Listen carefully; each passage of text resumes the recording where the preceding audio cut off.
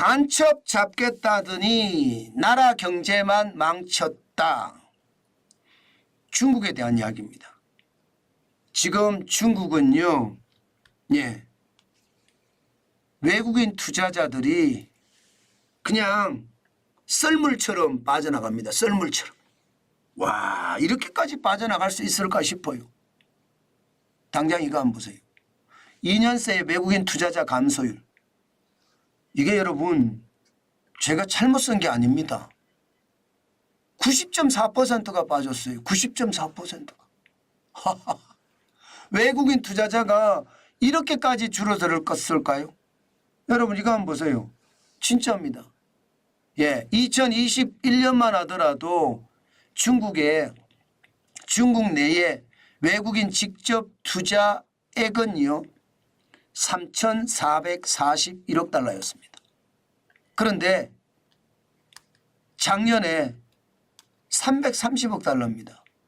제가 지표를 잘못 그린 게 아닙니다. 지금 중국은요 외국인들이 썰물처럼 쭉 빠진다는 거예요. 2022년에 1,802억 달러였거든요. 그때에 대비하더라도 여러분 82% 가까이 빠진 거예요. 2년 사면 2021년에 대비하면 90.4%. 세상에나 3,441억 달러가 3,111억 달러가 빠져서 330억 달러가 됐다는 거거든요.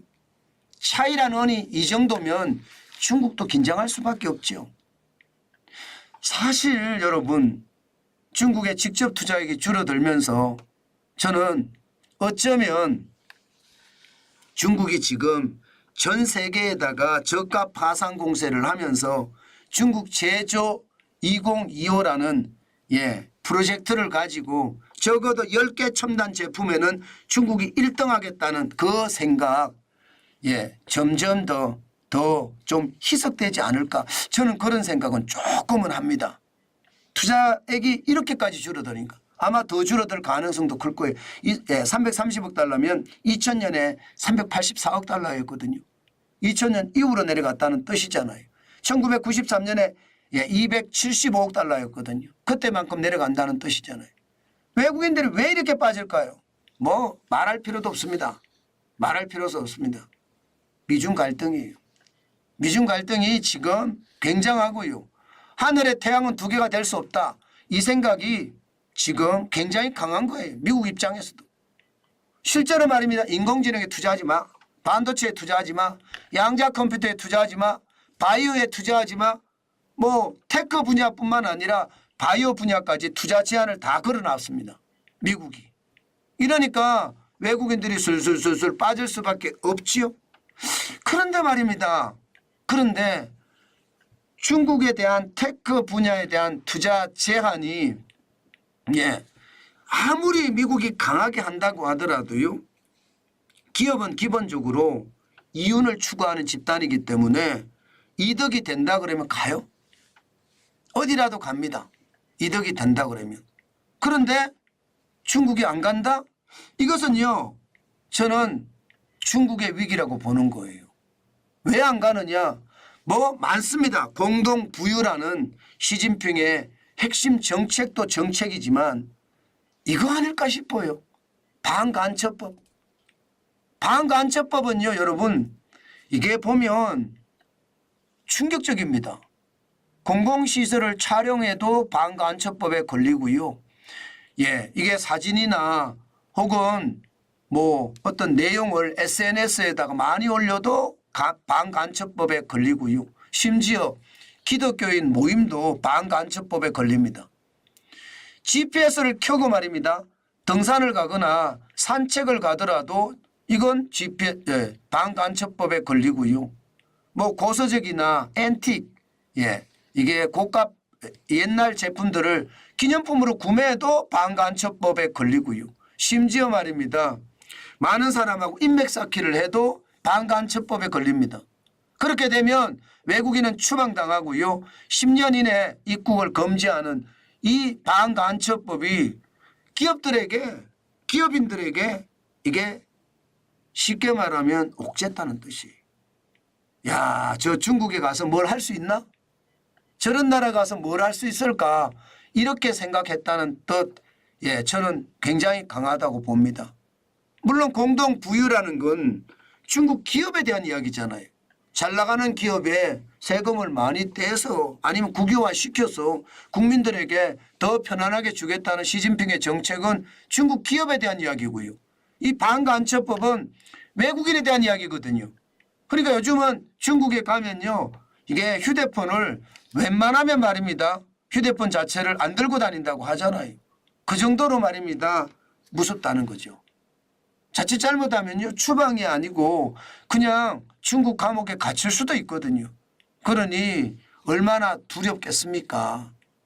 중국에 대한 투자는 그 바람에 지금 박살나고 있는 거다. 이렇게 지금 생각합니다. 그러니까 기본적으로는 미중 충돌하고요. 반간첩법 이것이 말입니다. 시장에는 굉장히 크고요. 또 하나 금리도 있습니다. 금리도 있습니다. 이게 이제 금리가 일반적으로 보면 미국의 금리가 높고 중국의 금리가 낮은 것 이런 이야기라면 이게 자본주의 정책을 선택을 했다면 이게 1번이 돼야 되거든요. 그런데 이게 1번이 안 돼. 중국은요. 1번은 말입니다. 미중 충돌이고 2번은 반간첩법이고 3번이 이게 미국과 중국의 금리 차거든요. 여러분 보시는 것처럼 중국의 금리는 3.45%입니다.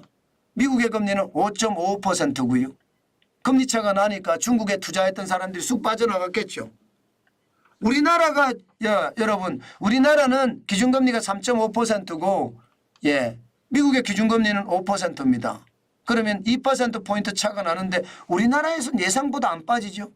이것은요 윤석열 정부가 외교 정책을 잘한다는 뜻입니다. 그러나 중국은 잘 못하는 거죠. 다 빠져나가는 거죠.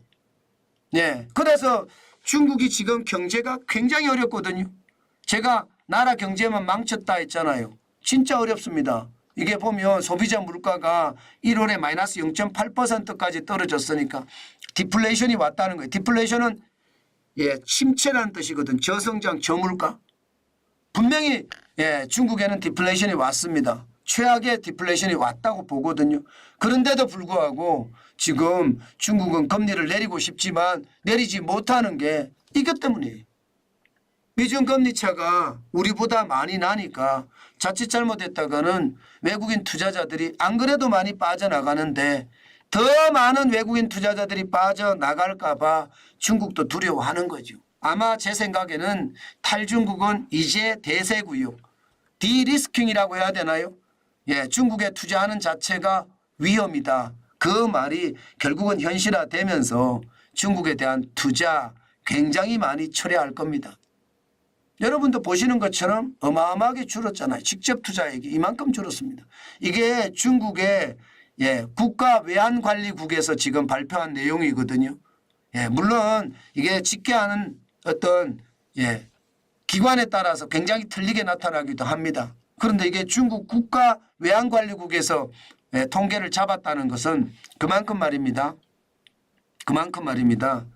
뭐 정확하다는 아니지만 현실을 만약에 좀 반영을 했다 이렇게 생각이 들어요. 저는 330억 달러도 이게 아닐 수도 있다고 봅니다. 아닐 수도 있다. 과대 계상이 좀 되지 않았을까 그런 생각도 해본다는 뜻입니다. 야 진짜 이런 걸 보면 여러분들도 많이 놀라시죠. 아마 놀라실 거예요. 안 놀랄 수가 없을 겁니다. 이거는. 놀랄 수밖에 없을 거예요. 지금 중국에 대한 것은 그만큼 어려워지고 중국이 디플레이션이 갈 거냐 안 갈 거냐는 앞으로 더 봐야 되지만 저는요 기본적으로 중국의 경제는 앞으로 더 어려워질 겁니다. 이게 좋아질 수가 없어요. 좋아질 수가 없습니다. 미중 충돌에 새로운 어떤 신냉전 질서까지 만들어지고 있는 이 상황에서 중국의 경제가 진짜 좋아진다고 이야기하는 것은 이건 거짓말이다. 저는 그렇게 생각합니다. 그렇기 때문에 중국에 대한 투자 항상 조심하시고요. 중국에 대한 어떤 사업의 전개도 굉장히 조심하셔야 된다는 말씀 제가 꼭 드리고 싶습니다. 꼭 드리고 싶어요. 이게 현실이 될 거니까 말입니다. 저는 우리 경제가 진짜 정신을 바짝 차려야 된다고 봅니다. 어떻게 생각하면 신냉전 질서에 우리에게는 기회가 될 수도 있거든요. 중국에 대한 상황이 점점 어려워지면 우리도 우리 중국에 수출을 많이 하기 때문에 어려워지거든요. 이것까지 감안해서 우리는 더 좋아지는 그런 사태가 저는 생겼으면 좋겠다. 그렇게 생각합니다.